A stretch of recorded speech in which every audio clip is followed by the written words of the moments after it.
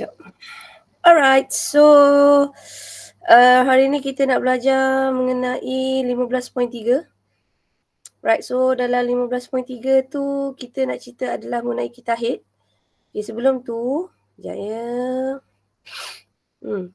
Okay. Okay, saya cuba ajar.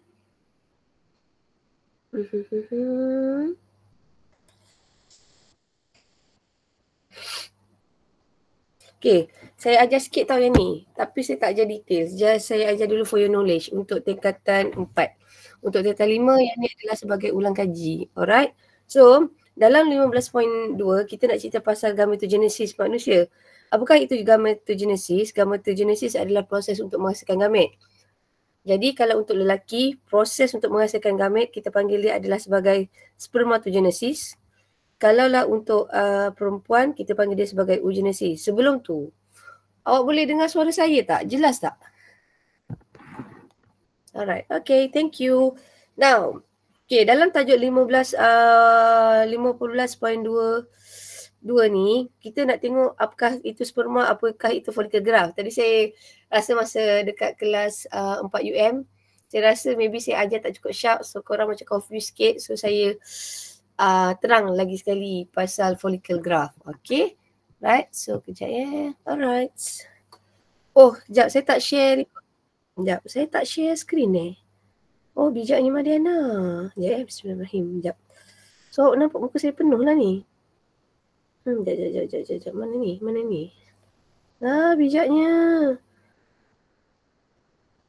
Continue.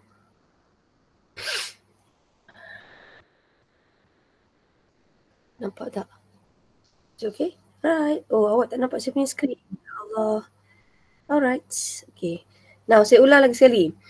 Okay, hari ni kita nak belajar 15.2. Dalam 15.2, kita nak belajar mengenai gametogenesis. Okay, so gametogenesis ni adalah proses untuk menghasilkan gamet. Okay, so kenapakah kita perlu, apakah kepentingan gametogenesis? Kepentingan gametogenesis ni untuk menghasilkan gamet yang haploid. Okay, so saya nak terang yang ni je. Kenapa gamet ni perlu haploid? Okay, sebab kalau kita tahu, katakanlah ayah kan kita punya bilangan kromosom yang sempurna. Kalau lelaki adalah 46, perempuan juga adalah 46. Kalaulah ayah akan menghasilkan sperma yang bilangannya separuh, which is adalah 3. Kalau ovum pun sama, ovum ni haploid dia adalah 23. Jadi bila gamet itu haploid, okay, proses persenyawaan akan menghasilkan zygote yang diploid, which is 46. So kesimpulannya, kenapa gamet ini dihasilkan dalam keadaan haploid? Sebab bila berlakunya persenyawaan dapat menghasilkan zygote yang diploid. So, macam mana nak dapatkan sperma yang haploid? Melalui proses meiosis. Bila sperma bersenyawa dengan ovum, ia akan menghasilkan zygote. Zygote ni adalah satu sel.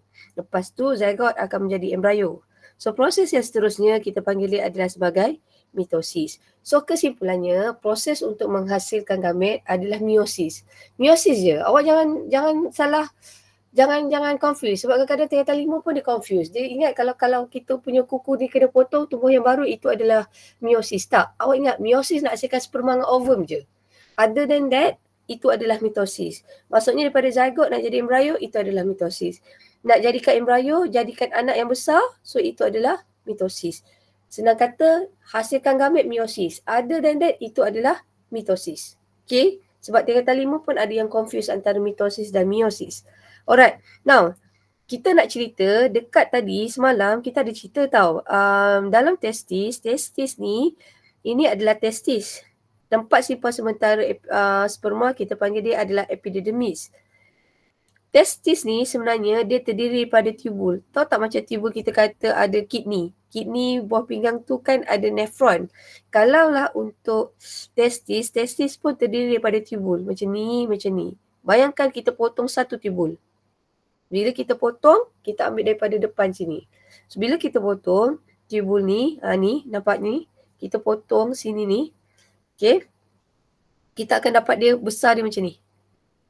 Tubule ni asalnya macam ni. Right? And then bila kita potong, dia akan jadi macam ni. Okay. Now, bayangkan tubule tu start daripada tepi. Yang tepi ni, ini adalah macam sel-sel biasa. Kenapa kita panggil dia sebagai sel-sel biasa? Sel-sel tepi ni, kita panggil dia adalah sebagai sel spermatogonium. Okay, sel germa primordium. Senang kata, ini sel adalah sel yang diploid. Daripada sel yang diploid, maksudnya sel biasa.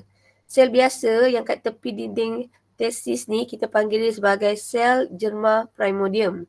Sel ni sel biasa je. Kenapa? Sebab dia adalah diploid, 2N. Sel ni nantilah yang akan jadi sperma. Nampak tak? Sperma kat tengah. Lepas tu dia akan keluar. Okey, penghasilan sperma asalnya daripada sel yang biasa yang kita panggil dia sebagai sel germa primordium. Okey, now dekat sini apakah yang special? Dekat sini dia ada satu sel yang kita panggil dia sebagai sel Sertoli. Apa fungsi sel Sertoli? Dia membekalkan nutrien. Okey, yang ni just for your knowledge. Kalau korang nak nota ni saya bagi nanti. Okey, now yang ni adalah nota yang lama tau. So basically buku teks yang sekarang dia tak sedetail yang dulu. Okay, yang dulu lagi detail. Now, tadi kita kata testis terdiri pada tubul. Tepi dinding testis tu yang paling tepi sekali kita panggil dia sebagai sel germa primordium. Sel germa primordium ni sebenarnya sel ni adalah sel biasa. Sel testis yang biasa. Sel testis yang biasa, sel germa primordium ni, dia akan menjalani mitosis membentuk spermatogonium. Disebabkan dia mitosis, dia 2N. Sel germa primordium ni juga dia adalah 2N. Sel biasa, diploid. So, menjalani mitosis, dia tetap menjadi diploid juga. Lepas tu, spermatogonium ni, dia akan berkembang. Berkembang ni maksudnya dia jadi besar sikit. Berkembang menjadi spermatosid primer. Nampak tak yang ni, primer. Okay, yang ni sel germa primordium. Okay, ia akan menjalani mitosis, membentuk spermatogonium. Spermatogonium ni nanti dia akan berkembang menjadi, ni, spermatogonium, dia akan berkembang menjadi spermatosid primer. Spermatosid primer ni, dia akan menjalani meiosis. Meiosis kali pertama, dia akan menghasilkan spermatosid sekunder. Meiosis yang kedua, dia akan menghasilkan spermatid. Okay, spermatid, bahasa paling mudah adalah sperma tak matang. Bila dia dah jadi, macam mana dia nak jadi sperma yang matang? Bila dia menjalani pembezaan. Saya ulang lagi sekali. Asalnya, sperma adalah daripada dinding testis yang paling tepi sekali yang kita panggil sel germa primordium. Sel germa primordium dia akan menjalani mitosis banyak kali menjadi spermatogonium. Okey, spermatogonium ni nanti akan menjalani meiosis. Once dia menjalani meiosis 1, tak kisahlah meiosis 1 atau meiosis 2, okey. Sebelum tu, spermatogonium akan berkembang menjadi spermatosid primer. Okey, rewind lagi sekali. Ya Allah Tuanku. Okey, bismillahirrahmanirrahim. Lagi sekali. Sel germa primordium akan menjalani mitosis, membentuk spermatogonium. Spermatogonium akan berkembang menjadi spermatosid primer. Daripada spermatosid primer akan menjalani meiosis 1, membentuk spermatosid sekunder. Spermatosid sekunder akan menjalani meiosis 2, membentuk spermatid. Spermatid adalah sperma yang tak matang. Kenapa dia belum ada ekor? Macam mana spermatid tu nak jadi ekor, ada ekor? Bila mengalami pembezaan, barulah dia jadi sperma. So basically, nampak tak? Semua spermatid ni akan jadi sperma. So dia akan jadi banyak. So kalau kita perasan, satu spermatosid primer akan menghasilkan 4 sperma. Tu je. Okay, jalan cerita je awak just ingat sel germa primordium menjalani mitosis membentuk spermatogonium. Spermatogonium akan berkembang menjadi spermatosid primer. Spermatosid primer ni akan menjalani meiosis membentuk spermatosid sekunder. Kemudian spermatosit sekunder akan menjalani meiosis menjadi spermatid. Sebab dah meiosis 2, dia akan menghasilkan 4 spermatid. Apa beza spermatid dengan sperma? Spermatid ni belum ada ekor. Okey, macam mana nak jadi ekor? Bila mengalami pembezaan, barulah ada ekor. Ini tak ada pilihan tau, ni hafal je. Ini tak apa. Nanti kalau rasa pening, awak tengok recording ni lagi sekali. Okay? So far sampai sini okay? Okay Alright. Okay. Pening sikit kot untuk budak form 4. Tapi relax je. Awak relax je. Bio lama lagi. Bio 2 minggu lagi. So kita ada masa lagi untuk study. So korang chill je. Okay? Now, kemudian kita tengok oogenesis. Okay. Now, oogenesis ni. Sekejap. Saya semalam ni. Okay. Macam ni tau. Oogenesis ni tadi saya nak ulang lagi sekali kepada tingkatan 4. Okay. Tingkatan 4 macam ni. Kalau dulu korang belajar adalah ovum. Okay, ovum ni sebenarnya kalau kita dalam biologi, kita panggil ovum ni adalah sebagai usid. This is usid. Ni usid. Ovum adalah usid. Okay, usid ni ada protection luar yang kita panggil dia adalah sebagai follicle. Kalaulah yang ini namanya luar ni follicle primer, dalam ni kita panggil dia adalah sebagai usid primer. Okay, macam mana tadi saya buat ada satu, saya pakai ni macam mana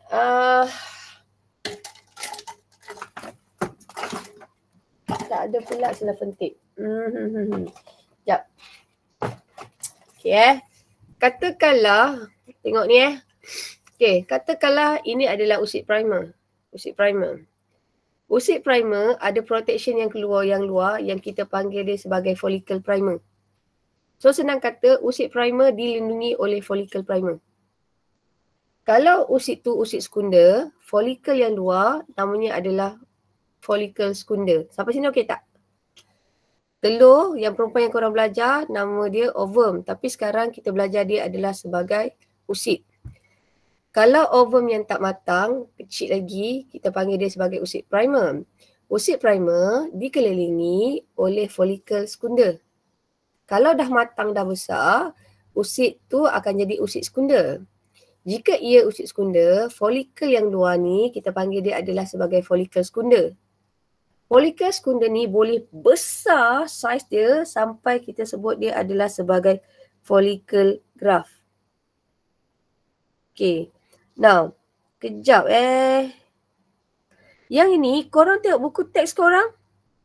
Ini sebenarnya, ini bukannya usid ni tau, ni bukannya usid sekunder. Kalau dia follicle graft, dalam ni mesti usid, ni bukan usid primer tau. Sepatutnya ni adalah usid sekunder. Sekejap saya tengok buku teks salah ke? Sekunder, takut typo pula. Sekejap. Sebab saya screenshot je ni. Sekejap. Saya baru perasan pula. Oh betul, buku teks saya betul. Ni buku teks first punya ni tau. Okay, dia dah betulkan. Okay, dia dah betulkan. Alright, so buku teks awak betul. So awak kena ingat, kalaulah dia punya follicle graft, so kita panggil dia sebagai usid sekunder. Saya ulang lagi sekali. Usid primer dikelilingi oleh follicle primer. Follicle primer ni akan berkembang menjadi follicle sekunder. Kalaulah follicle sekunder, dalam ni kita panggil dia adalah sebagai usid sekunder. Okay, follicle sekunder ni boleh berkembang menjadi follicle graft. Okay, saya buat yang cantik sikit. Kan ini adalah usid primer. Usid primer dikelilingi oleh follicle primer. Okay, follicle primer nanti dia akan berkembang menjadi usid sekunder. Usid sekunder dikelilingi oleh follicle sekunder.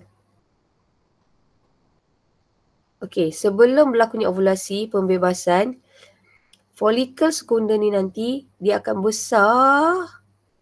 Kita panggil dia adalah sebagai follicle graft.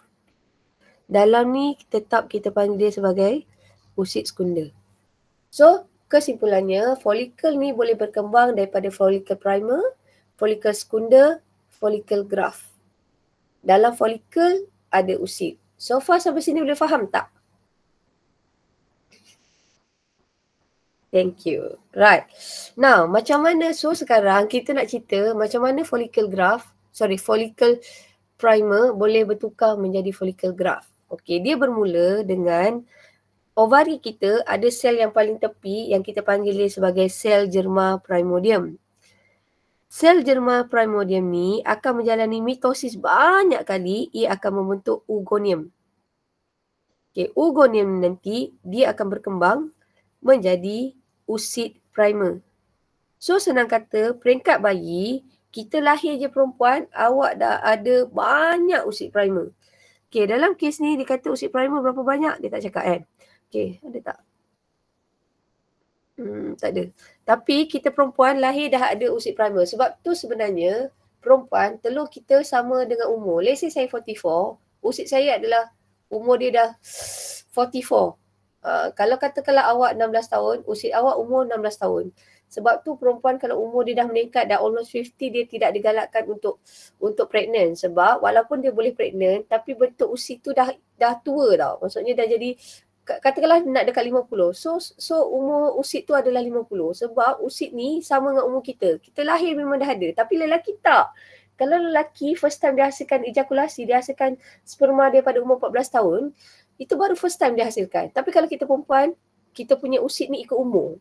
Kalau you are 16 years old, usid awak umur 16 years old. Tapi kalau lelaki, sperma dia hasilkan umur 14, so baru 2 tahun, something lebih kurang macam tu. So, sebab itu perempuan tidak digalakkan kalau ada umur dah 50 untuk ada anak. Sebab kita takut usid tu dah bentuk tak cantik. Adakah boleh? Boleh je, tak ada masalah. Cuma risiko tu adalah tinggi. Itu saja. Right? Now, itu just for your knowledge. Now, tadi saya kata, lagi sekali, perempuan ni dekat ovari dia, tepi ovari, dia ada sel germa primordium. Sel germa primordium akan mitosis banyak kali membentuk oogonium. Kemudian oogonium ni dia akan berkembang menjadi usid primer. Okey, senang kata kesimpulannya, bayi perempuan lahir-lahir je dalam dia punya ovari dah ada banyak usid primer. Now, usid primer ni nanti macam biasa, usid primer dikelilingi oleh follicle primer. Okay, katakanlah balir. Apakah itu balir? Macam mana perempuan boleh datang head? Perempuan boleh datang head apabila banyak-banyak usid primer tu, ada satu usid primer yang terpilih. The chosen usid primer. Satu je. Setiap bulan perempuan, dia ambil je satu je usid primer ni akan menjalani meiosis. Now, bila dia menjalani meiosis, satu, dia akan menghasilkan 2 sel anak. Tapi sel anak dia ni, pembahagian sitoplasmanya tidak sekata tau. Satu dapat banyak besar, satu lagi sikit. Okay. So yang sikit tak berfungsi ni kita panggil dia sebagai jasad kutub. Yang besar ni kita panggil dia sebagai usid sekunda. Kemudian usid sekunda dengan jasad dengan jasad kutub ni akan menjalani meiosis 2. Okay. Jasad kutub ni dia akan menghasilkan 2 lagi jasad kutub. Tapi usid sekunda ni, bila dia menjalani meiosis 2, dia lengkapkan meiosis 2, okay, dia akan menghasilkan satu ovum, satu usid sekunda, satu lagi adalah jasad kutub. So kesimpulannya, satu usid sekunda, dia akan menghasilkan 4 sel anak. Tapi satu je sel anak tu yang akan jadi ovum. 3 lagi, dia akan merosot menjadi jasad kutub. Sebab tu sebenarnya kalau awak belajar, saiz usid sekunda adalah lebih besar daripada sperma. Kenapa? Satu logiknya, masa pembahagian meiosis, pembahagian itu tidak sekata. Ada satu sel anak dia dapat banyak sangat sitoplasma, saiz jadi besar. Satu lagi jadi kecil. So kalau kesimpulannya, kalau awak perasan, proses spermatogenesis, dia akan menghasilkan 4 sel anak yang sama saiz. Semua sperma. Tak ada diskriminasi langsung. Tapi kalau dalam proses oogenesis, kalau kita perasan dalam proses oogenesis, meiosis dia, pembahagian meiosis dia tu, sitoplasma dia membagi tak sama balance. Satu tu jadi besar, satu jadi kecil. Okay, saya ajar secara roughly tau. Yang ni nanti insyaAllah rezeki saya ajar lagi sekali. Okay, so kesimpulannya kita nak kata macam ni. Okay, perbandingan. Kita ambil perbandingan dia kat sini. Kesimpulannya, kalaulah proses untuk menghasilkan spermatogenesis, akhirnya, okay, sel anak dia akan menghasilkan sperma yang sama saiz. Tapi kalau ovum, habis dia proses meiosis dia hasilkan berapa gamet? Dia hasilkan satu gamet je. Which is ovum. Yang lain dia jasad kutub ni akan luluh.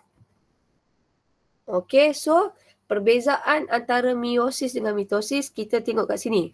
Okay, lelaki dia boleh hasilkan berjuta-juta sperma, tetapi perempuan hanya boleh hasilkan satu je usid sekunder setiap kali kita haid.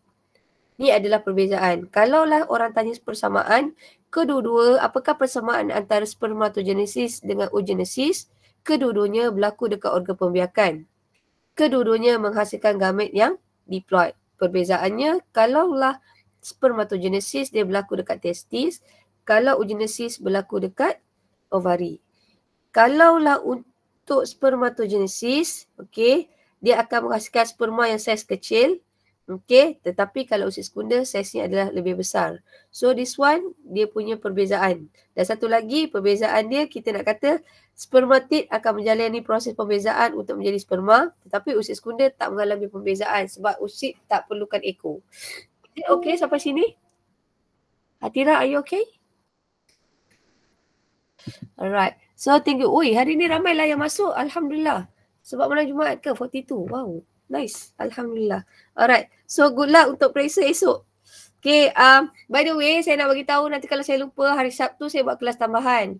Sebab Amirul request. So, saya tak sampai hati nak ni kan. So hopefully tolonglah datang kan. Kalau tak ramai, saya ajak budak 5 yang join. Okay. Right. So, form 4, kalau ada masa datang. Kalau tak ada, tak apa. Saya buka kepada yang nak belajar. So, sebab saya tahu belajar online ni susah. Nanti kalau awak jumpa face to face, awak boleh nak tanya saya. Okay?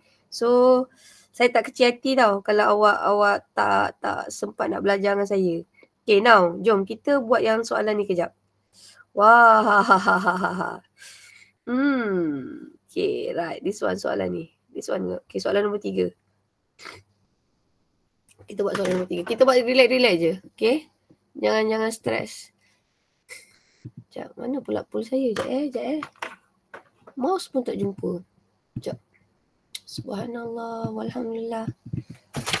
Sekejap. Dah penat lah. Sekejap. Ni tak nak. La ilaha illallah. Sekejap. Apa ni? Sekejap. Start. Sekejap. Dia hang lah. Bismillahirrahmanirrahim. Okay, let's go Mariana. Okay, start pool. Come on. Okay, Alhamdulillah. Okay, soalan 3. Internet. Sekejap Soalan 3. Okay, so jawapannya A ke? Soalan 3. Ya Allah. A, B, C, K, D. So, launch. Okay, kita buat latihan sama-sama Launch, come on. Sekejap. Okay, sekejap saya tengok internet. Cuba jawab sekejap.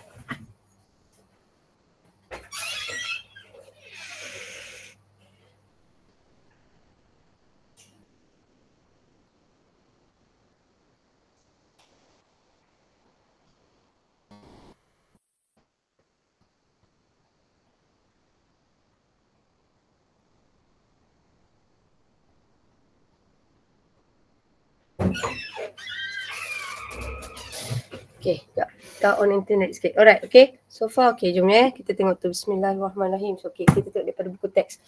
Kita buat sama-sama. Tajuk ni sebenarnya, bio ni saya rasa bila bab 15 ni dia bukan susah tau. Dia banyak main term. So, bila banyak main term tu, kita cepat confuse sikit. So, soalan ni, jom kita tengok buku teks. Kita belajar sama-sama.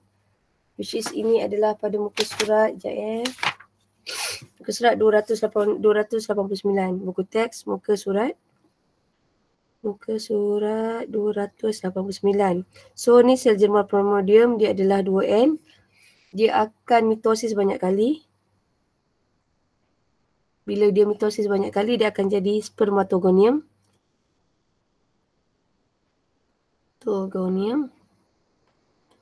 Spermatogonium.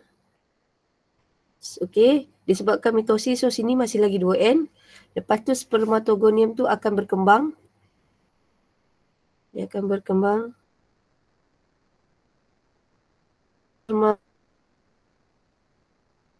Spermatosid primer. So daripada spermatosid primer, sini dia akan menjalani meiosis 1 membentuk spermatosid sekunder. Daripada spermatosid sekunder, dia akan menjalani meiosis membentuk spermatid. Lepas tu spermatid ni akan menjalani pembezaan membentuk, ini kita panggil dia adalah sebagai sperma. So yang ini masih lagi 2N. Yang ni sebab meiosis, ini dah jadi N. Ini dah jadi N. Kalau bawah N, semua N. So dekat sini dia kata, manakah satu bilangan kromosom yang haploid? So bilangan kromosom yang haploid bila dia mengalami meiosis, which is dekat spermatosid sekunder. So jawapannya adalah RS. So jawapannya adalah B, Brazil. So tahniah, so kat sini ada 22 orang vote, so 14 orang vote B. So maksudnya korang semua faham. Alhamdulillah. So basically dia semua ada jawapan ni sebenarnya. Ada yang jawab A, ada yang jawab B, ada yang jawab C, ada yang jawab D, which is biasalah sebab tajuk ni memang berat sikit. So tapi saya sangat happy sebab majority dapat jawab betul, which is 14 orang. So tahniah. Right, now kita tengok soalan kita tengok soalan nombor 4. Bismillahirrahmanirrahim. Tajuk ni relax je. Yang ni tak keluar periksa. SPM pun tak pernah keluar lagi tajuk ni tau. Tak keluar kot tahun ni. Sekejap. Tapi jangan cari cakap saya. Sekejap La ilaha illallah. Sekejap soalan 4. Soalan 4. A. B. Allah. Sekejap Hari ni internet tak cantik lah. B. C. D. Jangan risau fotos yang lain tak cantik. Saya sangat memahami sebab tu saya buat recording. Cuma semalam punya saya tak sempat upload lagi. Ada satu saya tak upload. Tak. Tengok ni pun ada masalah internet. Saya susah nak launch. Okay. Alright. So cuba tengok soalan 4. So soalan 4 tu dia kata dekat sini. Sekejap. Rajah 4 menunjukkan urutan dalam oogenesis. Okay, dia akan bermula dengan ini adalah sel germal primordium akan menjalani oogonium. So sel germal primordium nak jadi oogonium, ini sebenarnya adalah proses ni kita panggil dia adalah sebagai mitosis. Sekejap saya contoh cantik sikit untuk awak. Ini adalah mitosis. Daripada oogonium ni nanti, yang ini dia akan berkembang. Bila dia berkembang, dia akan menjadi, dekat sini kita panggil dia adalah sebagai oocyte primer. So oocyte primer ni nanti dia akan menjalani meiosis 1. Meiosis 1 untuk membentuk oocyte sekunder. Sekejap, betul tak saya buat ni? Sekejap Sel germal primordium akan mengalami mitosis membentuk oogonium. Oogonium akan berkembang untuk membentuk oocyte primer. Kemudian oocyte primer ni akan berkembang untuk membentuk oocyte sekunder. So ini oocyte sekunder. Betul tak saya buat ni? Ini adalah oocyte sekunder. So yang ini kita panggil adalah sebagai ovum. 3 ni kita panggil adalah sebagai jasad kutub. Okay, now ada beza tau oocyte primer dengan oocyte sekunder. Yang ni saya tak nak terang sangat. Tapi saya cakap je. Kalau awak tak faham tak apa. Macam ni tau. Oocyte sekunder hanya boleh jadi ovum jika berlaku persenyawaan. Senang kata, kalau selagi awak nak dara, selagi awak tak ada berlakunya persenyawaan, masa darah head tu yang keluar, bukan ovum. Darah head yang keluar tu sebenarnya adalah usid sekunda. Bila masa usid sekunda boleh jadi ovum, bila persenyawaan berlaku. Maksudnya, ini usid sekunda. Bila sperma masuk, terus jadi ovum sekejap, lepas tu dia jadi zygote.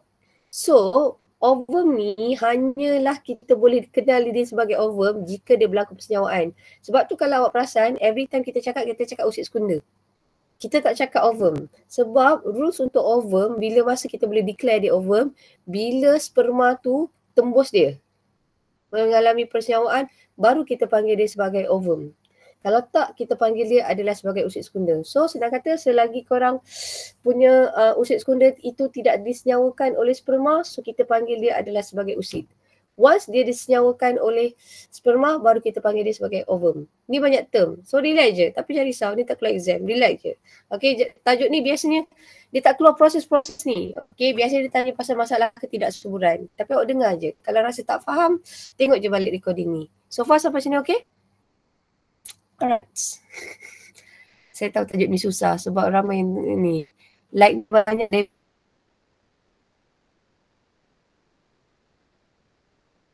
ada.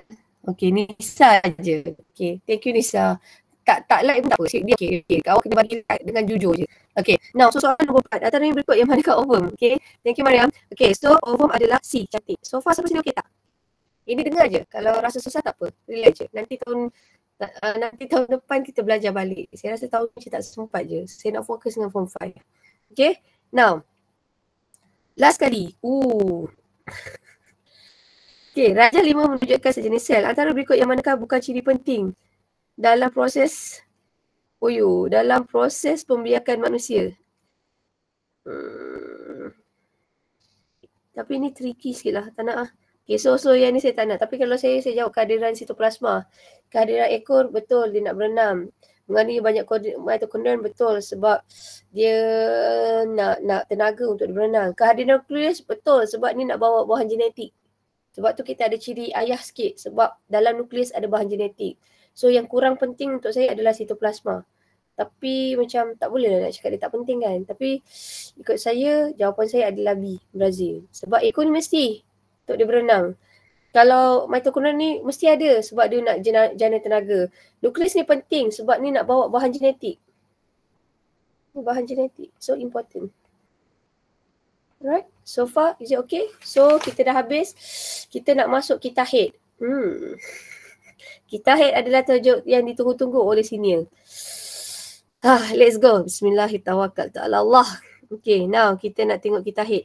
Sekejap kita head. This one is it? Kita head. Okay, now.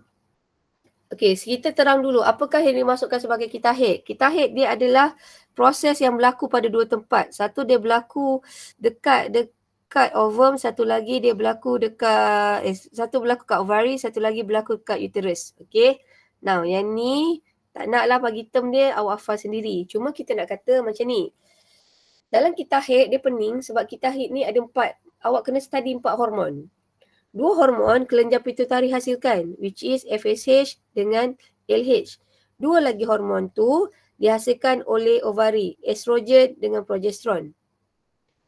To be fair, estrogen apa yang hasilkan adalah folikel. Okay, progesteron apa yang hasilkan adalah corpus luteum. Okay, tiba-tiba Cik Madina cakap corpus luteum kan. So, relax je. Awak dengar je saya ajar, dengar. Okay. Bismillahirrahmanirrahim. Nah, kita mula, ini dalam buku teks awak. Okay. Dalam buku teks kita, saya suka pecahkan dia kepada hari kelima. Saya cerita dulu satu-satu tau. Bayangkan saya pecah dia. Sekejap hari kelima.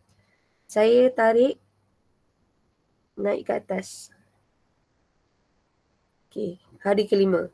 Now, proses kita head, awak study 2 tempat. Satu, apakah yang berlaku dekat uterus. Ini adalah uterus. Satu lagi, apakah yang berlaku dekat ovari. Dekat uterus, apa yang berlaku? Kita perhatikan ketebalan endometrium. Dekat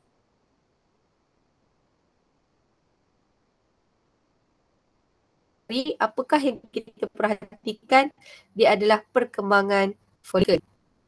Okay, saya tadi serentak. Okay, bayangkan kalau awak nampak kat sini perempuan haid. Katakanlah hari pertama darah haid tu keluar, apa yang jadi? Sebenarnya endometrium tu luluh. Nampak tak dinding ni makin ke bawah?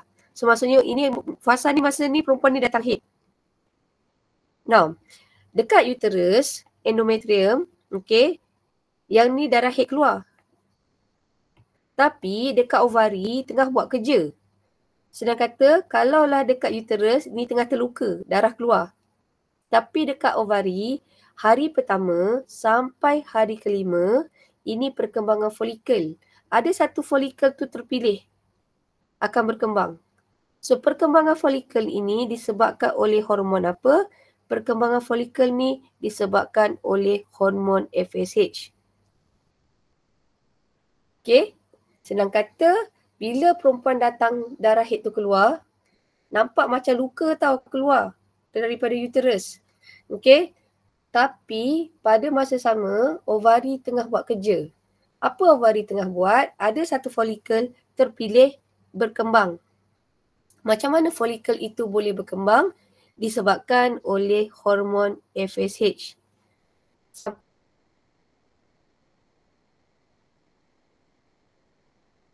sini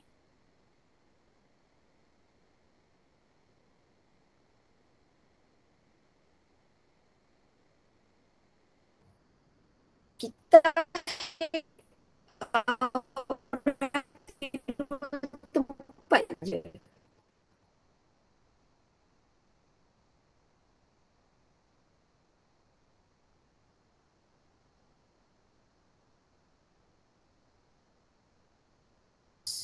Jap. Internet saya hilang. Jap. Jap.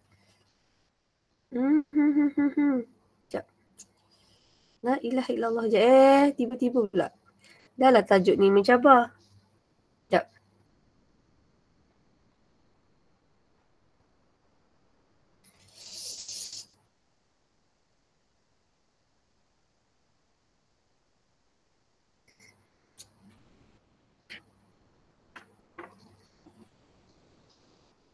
Okay. Alright. Dengar tak suara saya?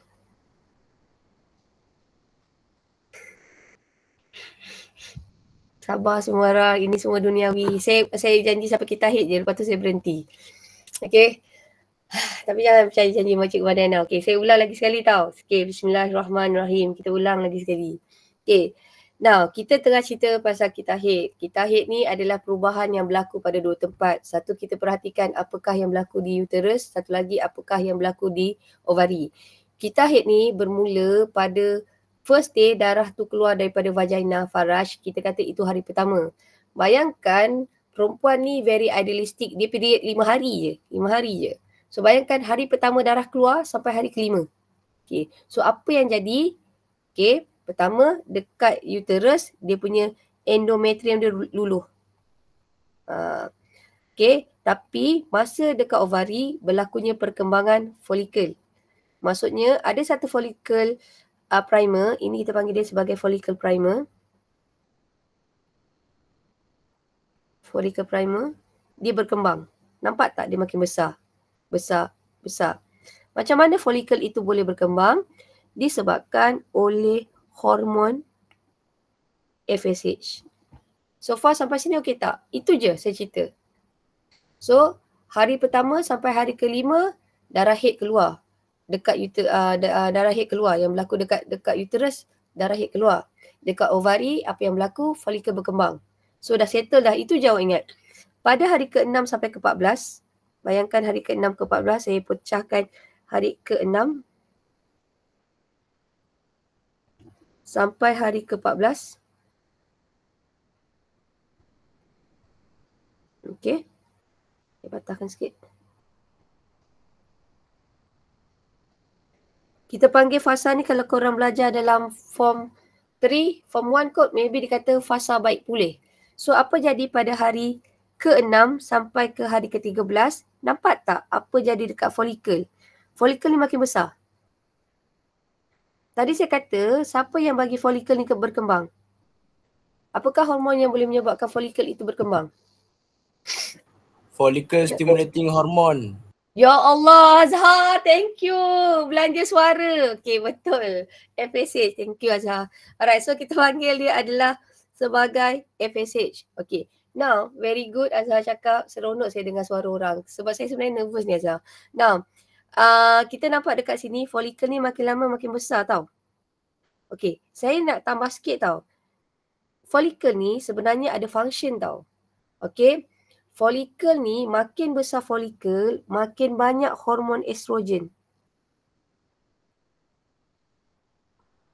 Sebab tu, kalau kita tengok dekat sini tau, awak nampak tak? Follicle ni makin gerak, makin besar. Bila dia makin besar, awak nampak tak aras estrogen makin tinggi? So, apakah fungsi follicle sebenarnya selain protect usid? Fungsi follicle adalah untuk merembeskan hormon estrogen. So, hari ke-14 ni apakah yang berlaku? Yang ini kita panggil dia adalah sebagai ovulasi. Apakah yang dimasukkan sebagai ovulasi? Ovulasi adalah proses pembebasan usid sekunda. Bayangkan masa berlakunya ovulasi, ada sperma masuk, dia akan membentuk zygote. Bayangkan macam tu. Zygote ni nanti dia akan menempel dekat sini jika berlakunya persawaan. Okay. Now, kalaulah daripada graf ni, macam mana kita nak tahu ovulasi tu nak berlaku? Sebenarnya kita boleh detect ovulasi tau. Sebenarnya perempuan korang boleh detect time subuh korang. So macam mana kita boleh detect time subuh kita adalah dengan cara sebenarnya kita boleh check kita punya hormon LH. Kalaulah nak subuh, maksudnya esok nak subuh, esok hari ke-14 nak subuh, hormon LH perempuan ni tengah shoot tinggi. Sebenarnya hormon LH ni kita boleh detect daripada urine. Dia sebenarnya dia ada dia punya strip macam nak check air kencing. So itu adalah cara kalau orang tu cuba nak dapatkan anak tapi dia tak tahu LH dia banyak mana. So dia ada strip tau nak tahu kita punya aras hormon. So kenapa kita nak tahu LH? Sebab kalau LH tu tinggi maksudnya dah nak dekat dia punya time ovulasi. So katakanlah kalau masa ni ada time ovulasi berlakunya persawaan, chances nak dapat anak itu adalah tinggi. So kesimpulannya kita nak kata macam mana kita nak tahu perempuan tu subur, apakah itu subur? Maksudnya adalah proses usid sekunda dibebaskan. Macam mana kita nak tahu masa tu subur? Kita boleh detect hormon LH. So senang kata kalau perasan, kalau perempuan tu nak subur, semua naik. Nampak tak dekat sini estrogen dia naik, LH dia naik, FSH dia naik. Yang ini sebenarnya ada satu kita panggil ni adalah mekanisme suap balik positif. Kenapa positif? Sebab semua naik, mencanak naik. So far sampai sini okey tak? So hari ke-16 sampai hari ke-14, apakah yang berlaku? Yang berlaku dekat dinding uterus ni, dia makin menebal. Macam mana dia boleh makin menebal? Disebabkan oleh hormon estrogen. So tebal ni saya tulis kat sini. Follicle hasilkan hormon estrogen. Apa fungsi hormon estrogen? Baik pulih uterus. Sebab tu kita nampak dia makin tebal. Okay, so saya ulang lagi sekali. Hari ke-6 hingga hari ke-14 kita tahu follicle makin berkembang. Bila follicle ni makin berkembang, estrogen makin banyak. Apakah fungsi estrogen? Fungsi estrogen adalah untuk baik pulih dinding uterus. Sebab tu kita nampak dinding ni tebal sikit. Dan hari ke-14, apakah yang berlaku? Kita kata kalau orang biasa panggil ini time subuh. Tapi kalau bio kita panggil dia ovulasi. Apakah yang dimasukkan sebagai ovulasi? Ovulasi maksudnya usid sekunda dibebaskan. Bila usid sekunda dibebaskan, berlakunya persawaan, chances nak dapat anak itu adalah tinggi. Okay, now tadi saya kata follicle ni dia berkembang daripada follicle primer menjadi follicle sekunda dan sekali paling besar kita panggil dia sebagai follicle graft. Now, selepas persawaan, follicle graft ni dia akan berubah menjadi corpus luteum. Bila dia jadi corpus luteum, fungsi dia dah bertambah. Maksudnya, kalaulah dekat follicle ni dia hasilkan estrogen je kan? Bila dah jadi corpus luteum, dia hasilkan dua jenis hormon. Estrogen dan juga progesteron. Okay, now sekarang estrogen ni bila dia dah ada kawan dengan progesteron, okay, progesteron ni kita nak kata dia macam hormon panas sikit tau. Okay, dia macam orang takut kat dia tau, panas. So kalau kita perasan, bila lah lepas hari ke-14, nampak tak progesteron kita tinggi? Bila progesteron tengah tinggi, awak tahu tak semua hormon lain takut. So kalau kita perasan dekat sini, hormon estrogen dia tinggi tapi bawah progesteron. Awak perasan tak LH ni drop, FSH ni drop. So bila progesteron ada je lepas hari ke-14, kita nak kata dekat sini FSH dengan LH akan drop. So progesteron ni yang boleh merencat penghasilan hormon FSH. Okay. Now, katakanlah perempuan ni dia period. Maksudnya dia anak dara, tak kahwin lagi, tak berlaku persenyawaan. Kalau kita perasan, corpus luteum ni apakah fungsi dia? Dia bagi lapisan endometrium ni menjadi lebih tebal. Nampak tak salur darah dia banyak? So apakah fungsi progesteron? Dia nak jadikan endometrium menjadi lebih tebal dan dia banyak kapilari darah. Kenapa dia tebal? Sebab dia ready jika ada zygote nak menempel dekat sini. So, kalau kita perasan, corpus luteum ni dia macam kembang lebih kurang seminggu atau 2 minggu. Katakanlah tidak berlaku persenyawaan. Apa jadi pada corpus luteum? Corpus luteum ni lama-lama dia akan luluh. Bila dia luluh, awak perasan ni progesteron, masa yang ni progesteron tinggi. Bila saiz ni makin kecil, progesteron menjadi rendah. Bila progesteron tu menjadi rendah, dia akan merangsang siapa? Dia akan merangsang hormon FSH. Bila merangsang hormon FSH, maksudnya period berlaku. Okay, selalu soalan dia tanya terbalik. Katakanlah disuruh kita lukis. Katakanlah kalau orang tu pregnant. Lukiskan aras hormon progesteron. Bila perempuan pregnant, kalau suruh lukis, katakanlah pada hari yang ke-28 ni disuruh kita lukis, awak kena lukis progesteron naik macam ni. Ni kalau orang pregnant. Ni kalau dia mengandung. Ni pregnant. Lepas tu corpus luteum pula, apa cara korang nak lukis? Korang kena lukis dia sama macam saiz yang asal. Corpus luteum ni dia akan kembang saiz dia 3 bulan. Sementara nak tunggu tali pusat. Kenapa corpus luteum ni mesti kembang? Sebab dia nak hasilkan hormon progesteron. Okay, bila hormon progesteron ni tinggi, FSH ni akan drop tau. Nampak tak? Progesteron ni macam hormon panas. Bila progesteron tinggi, FSH rendah. Bila FSH rendah je, maksudnya perempuan tu tak datang period. Sebab tu orang mengandung tak period. Sebab progesteron ni, bila dia ada dalam darah kita, FSH rendah. Apa kesan FSH rendah? Dia akan menyebabkan tiada perkembangan folikel. Jika tiada perkembangan folikel, head itu tidak berlaku. Okay, untuk orang pregnant. Now, katakanlah sebab tu kalau lah kebanyakan tadi saya dah cakap dengan Pak UM, kebanyakan kaedah untuk mencegah kehamilan, dia orang banyak pakai hormon progesteron. Maksudnya contoh implant. Ibu tu dia tak nak ada anak cepat sangat. So dia ambil satu macam pin, dia akan implant kat sini. Ataupun dia suntik hormon. So yang dia suntik tu sebenarnya adalah hormon progesteron. Kenapa dia suntik hormon progesteron? Sebab dia nak merencatkan FSH. Kenapa dia nak merencatkan FSH? Sebab dia tak nak berlakunya ovulasi. Kenapa dia tak nak berlakunya ovulasi? Sebab bila berlaku ovulasi, persenyawaan boleh berlaku. So senang kata kebanyakan pil-pil pencegah kehamilan ke yang pakai tube, dia pakai hormon progesteron. Apa fungsi hormon progesteron? Sebab dia nak merencatkan FSH. Kenapa FSH dia nak rencatkan? Sebab dia tak nak perkembangan folikel. Kenapa tak nak perkembangan folikel? Sebab dia tak nak berlaku ovulasi. Sebab jika tiada ovulasi, tiadalah persenyawaan. So senang kata soalan bio sekarang dia tak tanya proses, dia kena faham je. So awak kena tahu konsep tu. So awak kena tahu konsep hormon FSH. Awak kena tahu konsep progesteron. Awak kena tahu progesteron dengan FSH tak kawan. Kalau progesteron tinggi, FSH rendah. So apa kesan FSH rendah? Tiada perkembangan folikel. Bila tiada perkembangan folikel, ovulasi tidak berlaku. Bila ovulasi tidak berlaku, persenyawaan tidak berlaku, ibu tu tak pregnant.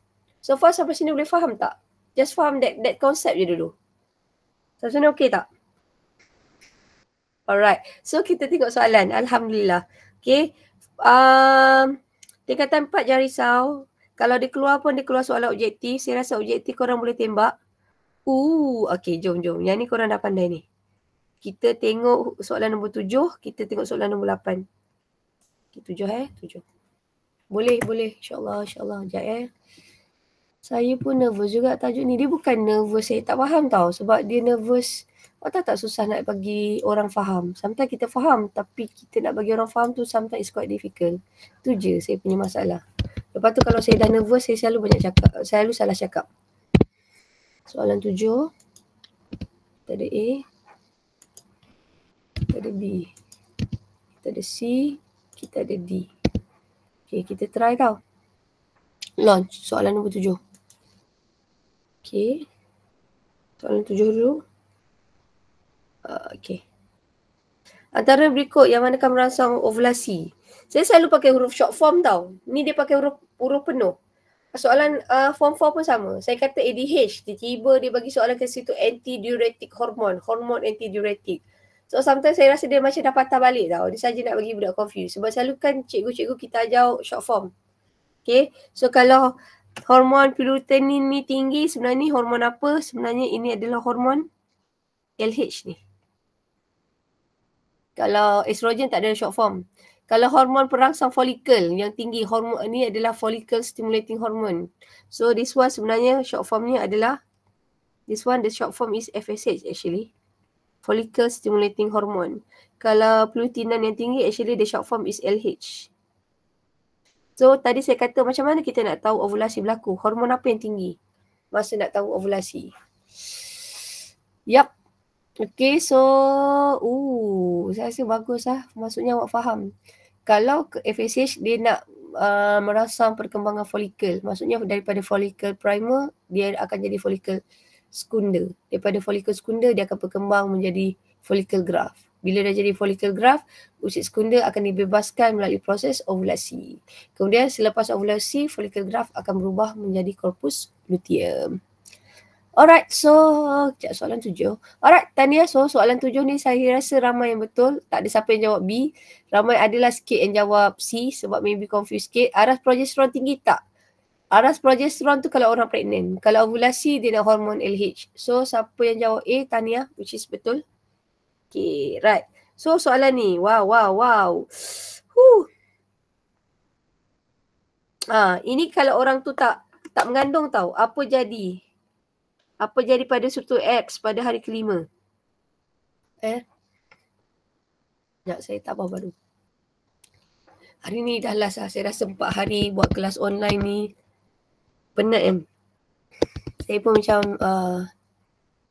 tapi saya rasa kalau saya tak buat, saya rasa bersalah tau. Sebabnya exam sampai buat 8. So tak nak saya terpaksa buat tau.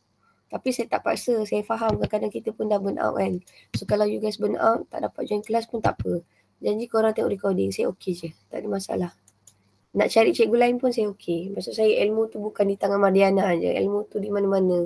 As long as awak cuba cari ilmu tu, saya tak ada isu pun. Okay. Okay now. Ini kita panggil dia tadi kan, lagi sekali tahu saya conteng. Ini adalah follicle primer. Okay. Kalau follicle tu primer, dalam ni kita panggil dia adalah oocyte primer. So, ini adalah follicle primer. Kalau dia makin besar, yang ini kita panggil adalah sebagai oocyte sekunder. Oocyte sekunder dikelilingi oleh follicle sekunder. Kalau follicle sekunder yang matang, okay, nak ready untuk ovulasi, ini kita panggil dia adalah sebagai follicle graft. Ini tetap oocyte sekunder. Cuma apa beza follicle sekunder dengan follicle graft? Follicle graft lebih besar daripada follicle sekunder. Tapi dalam dia tetap oocyte sekunder. Maksudnya untuk melakukan ovulasi, follicle sekunder mesti berkembang menjadi follicle graft. Okay, bila selepas ini nama proses ni, kalau awak nampak macam ni, awak nampak dia pecah. Okay, maksudnya oocyte sekunder dibebaskan ni, ini nama prosesnya adalah ovulasi. Selepas ovulasi, follicle graft ni akan berubah menjadi KL, corpus luteum. Apa beza follicle graft dengan corpus luteum? Kalau corpus luteum dia rembeskan hormon estrogen dan juga progesteron. Tapi kalau follicle graft dia hanya merembeskan hormon estrogen saja. Tapi kalau soalan tu nak twist awak, apakah persamaan antara follicle graft dengan corpus luteum? Persamaannya, kedua-duanya dapat merembeskan hormon estrogen. Apakah perbezaan antara follicle graft dan juga corpus luteum? Perbezaannya, follicle graft tidak dapat menghasilkan progesteron tetapi corpus luteum dapat menghasilkan progesteron. So soalan senang. Tahniah, semua orang betul. Apakah jadi pada hari ke-15? So hari ke-15 ramai orang yang vote adalah D. X akan berkembang menjadi corpus luteum. Ada je seorang je tak sengaja tertekan A, ada lagi tak sengaja tertekan B. Yang lain semua saya rasa korang boleh faham. Okay. Now, macam ada ni ya? Alright. Okay, last Ni pun dah nak 9.30. Okay. Seorang wanita dijangkiti penyakit pada minggu ke-15. Kehamilannya yang menyebabkan plasentanya hilang fungsi normal. Apakah yang boleh berlaku pada wanita itu? Okay, ni senang sangat. Tapi saya suka soalan ni. Saya rasa semua korang tak ada maklumat bio ke ilmu bio pun boleh jawab. Tapi saya nak soalan 9. So jangan salah tekan tau. Soalan 9 last Soalan 9. A, B, C. So kita launch. Okay, let's go. Kita launch. Okay, now, memang dia Google tau. Tapi kalau soalan tanya, very good. Siapa yang tekan? Okay, kenapa dia boleh Google adalah disebabkan sebenarnya placenta ni fungsi dia macam sistem endokrin juga. Placenta ni dia boleh hasilkan hormon progesteron. So ingat tak saya kata, kalau perempuan tu pregnant sebab progesteron yang tinggi, awak ingat P, pregnant, P, progesteron. Kalau nak bersalin, progesteron drop. So senang kata kalau belum ready nak bersalin, tiba-tiba progesteron tu drop, maksudnya chances untuk mengalami keguguran adalah sangat tinggi. So tahniah, yang ni semua orang betul. So maksudnya semua orang tahu ni logik je. Kalau awak tahu placenta tu, kalau bahasa Melayu panggil adalah sebagai uri. So logiknya you guys boleh faham tajuk ni. So kita last kali refleksi. Okay, korang nak study, nak korek telinga kan? Tahap kefahaman hari ni. Tahap kefahaman hari ini. Okay, so for those form 4 tak apa. Kalau rasa hari ni busy, korang boleh tengok esok bila dah ada recording. Tak apa, saya lepas ni korang fokus dulu subjek teras tau. Nak let go sekejap bio pun tak apa. 9 sampai 70. Lepas tu saya tulis sini adalah 69 sampai 50. Lepas tu 49. Betul ke ni? 49 sampai 40. Tahap kefahaman hari ni tau. So launch. Okay, right. Okay, cuba tengok tahap kefahaman. Tapi saya tak faham. Yang ni ikut jujur je. Sebab saya tahu tajuk kita hit ni memang susah sikit. So awak just macam mana saya nak kata, awak just evaluate diri awak sendiri. Okay. So mana yang awak boleh pergi lah. Jangan risau. For those rasa tak faham tapi awak join kelas ni, sebenarnya banyak pahala awak dengar ilmu, tahu. Alright, so jangan rasa stres lah. Relax je. So saya tengok ada Aidil. Okay, Nana ada. Ni saya tahu. Okay, Kamilia. Okay. Danish ada, Nopal ada, Afiq ada, Ainajah ada, Rahmah ada, Meta ada. Ramai yang ada. Ipan ada. Haziq Zakwan, thank you selalu masuk. Haziq, thank you masuk. Nazmi tak masuk, lain tak cantik kot. Okay, so basically Airi ada, thank you Airi. Dah a few days saya perasan Airi masuk. Atira pun thank you masuk. Okay, Faan, thank you. Mariam, thank you. Nazmin, thank you. Okay, so kita tengok tahap kefahaman hari ni. Saya tengok pulse. Okay, right. Yo, Alhamdulillah. So basically ada 19 orang vote. Korang tak jumpa button ni ke? Yang tak vote tu? You guys tak jumpa button refleksi So So saya nak ucapkan tahniah, terima kasih sebab sudi join kelas. So tamatlah kelas kita hari ini. So kita tahniah sebab kita dah berjaya 4 hari straight kelas online. So saya nak ucapkan terima kasih dan saya nak ucapkan all the best untuk besok form 4. Okay, saya minta maaf kalau saya ajar sikit sangkut-sangkut, tapi fahamkan dulu, kalau tak faham terus datang jumpa saya, okay? Nanti saya ajar lagi sekali, okay? Alright, so itu saja. So thank you for tonight. So Assalamualaikum. Thank you Azhar for join the class. Thank you Atira. Thank you Hazel. Okay, bye semua. Thank you Lisha. Thank you. Thank you for those yang join kelas tu 4 hari berturut-turut. Okay, so thank you Kavi. Thank you. Alright Rahma. So saya endkan untuk semua orang, okay? Alright Lisha. Okay, bye. Bye semua orang. Assalamualaikum. Okay, good night. Okay, bye semua orang. Bye. Saya nak tutup recording ni. Macam mana nak tutup recording? Okay, bye. Bye. Stop recording. Bye semua.